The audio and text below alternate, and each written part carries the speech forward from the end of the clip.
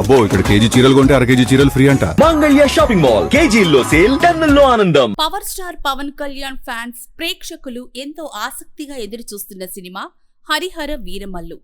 ఎన్నో అవరోధాల్ని అధిగమించి ఎట్టకేలకు జూలై 24న థియేటర్లలో సందడి చేయబోతోంది. ఇప్పటికే ఈ సినిమా రిలీజ్ పలుమార్లు వాయిదా పడింది. అయితే ఈసారి మాత్రం రిలీజ్ అవుతుందని అందరూ ఎంతో నమ్మకంతో ఉన్నారు. ఈ సమయంలో ఒక వివాదం ఈ చిత్రాన్ని చుట్టుముట్టింది.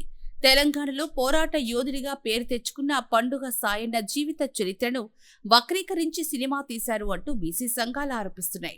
సినిమా రిలీజ్ను అడ్డుకుంటామంటూ ఆ సంఘాల నాయకులు హెచ్చరిస్తున్నారు. తెలుగు రాబిన్హుడ్ గా పేరు తెచ్చుకున్న పండుగ సాయన్న గురించి చాలా మందికి తెలీదు.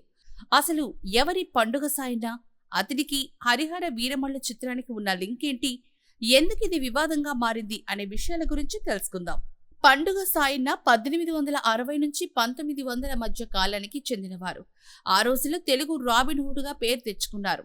సాయన్న గ్రామీణ క్రీడల్లో ఆరితేరినవాడు, ఎంతో బలవంతుడు కూడా. 20 కేజీల గుండును అవలీలగా ఒక్క చేత్తో లేపేవాడు.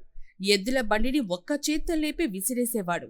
ప్రజలు దోచుకుంటున్న దొరలు, దేశ్ముఖ్లు, అధికారులు, సంపన్నులను దోచుకొని పేదలకు పంచిపెట్టేవాడు.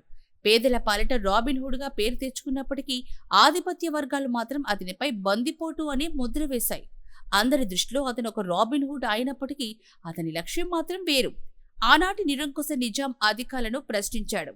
వారిని ఎదిరించి తన సొంత పాలనా వ్యవస్థను స్థాపించుకున్నాడు.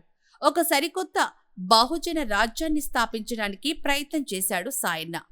కాని అవి చూసి తట్టుకోలేని దేశ్ముఖ్లు, కరణం పటేళ్లు, భూస్వాములు అప్పటి నిజాం ప్రభుత్వంతో కుమ్మక్కై సాయన్నను దారుణంగా చంపించారు. ఇప్పటికీ పండుగ సాయన్న మరణించిన రోజున వేలాది మంది ఆయన సమాధి దగ్గరకొచ్చి నివాళులర్పిస్తారు. జయంతి ఉత్సవాలు జరుపుతారు. అతని చరిత్రను ఇప్పటికీ సజీవంగా ఉంచింది సంచార జాతులు, దళిత, బహుజన కళాకారుల కంఠాలే. వీళ్లు ఊరూరా తిరుగుతూ సాయన్న చరిత్రను గానం చేశారు. మహబూబ్ నగర్ కు చెందిన న్యాయవాది బెక్కం జనార్దన్ పండుగ సాయన్నపై ఒక నవల రాశారు.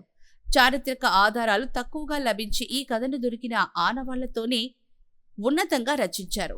ఇది స్థూలంగా పండుగ సాయన్న జీవిత చరిత్ర. హరిహర వీరమల్లు సినిమా విషయానికి వస్తే రిలీజ్ అయిన ట్రైలర్ ని బట్టి పండుగ సాయనకు సంబంధించిన కొన్ని పోలికలు కనిపిస్తున్నాయి. ధనవంతుల్ని దోచుకొని పేదలకు సాయం చేసే లక్షణాలతోని వీరమల్లు పాత్ర చిత్రణ జరిగింది. నిజాం నవాబుల నిరంకుశ పరిపాలనతో పాటు కోహినూర్ వజ్రాన్ని కూడా ఈ చిత్రంలో ప్రస్తావించారు. ట్రైలర్ చూస్తుంటే కథ మొత్తం కోహినూర్ వజ్రం చుట్టూనే తిరుగుతోంది అనిపిస్తోంది. ఆ వజ్రం కోసం గోల్కొండ నుంచి 8వ వాడిగా వీరమల్లు ఢిల్లీ బయలుదేరతాడు. అతను ఆ వజ్రాన్ని సాధించాడా లేదా అనేది కథగా కనిపిస్తోంది. బీసీ సంఘాలు ఆరోపిస్తున్నట్టుగా ఇందులో పండుగ సాయనకు సంబంధించిన కీలక అంశాలేవీ ఉన్నట్టుగా లేదు. సంపన్నులను దోచుకొని పేదలకు పంచిపెట్టే రాబిన్హుడ్ లక్షణాలు తప్ప వీరమల్లులో సాయన్న అంశమే లేదు. అతని జీవిత చరిత్రతోనే ఈ సినిమా చేస్తున్నట్టుగా ప్రచారం జరగడమే ఈ వివాదం రేగడానికి కారణం కావచ్చు. హరిహర వీరమల్లు అనేది కల్పిత పాత్ర అని ఇప్పటికే చిత్ర యూనిట్ ప్రకటించింది. చరిత్ర పోకడలు ఉన్న ఒక జానపద చిత్రంగా హరిహర వీరమల్లు ఉండే అవకాశం కనిపిస్తోంది. ఇప్పుడు ఈ సినిమాపై చెలరేగిన వివాదం వల్ల రిలీజ్ కి అడ్డంకులు ఉండకపోవచ్చు. బీసీ సంఘాల నాయకులతో చర్చలు జరిపి సినిమాకి సంబంధించిన వాస్తవాలను వారికి వివరించడం ద్వారా సులువుగానే సమస్య పరిష్కారమవుతుందనే అభిప్రాయం అందరిలోనూ ఉంది.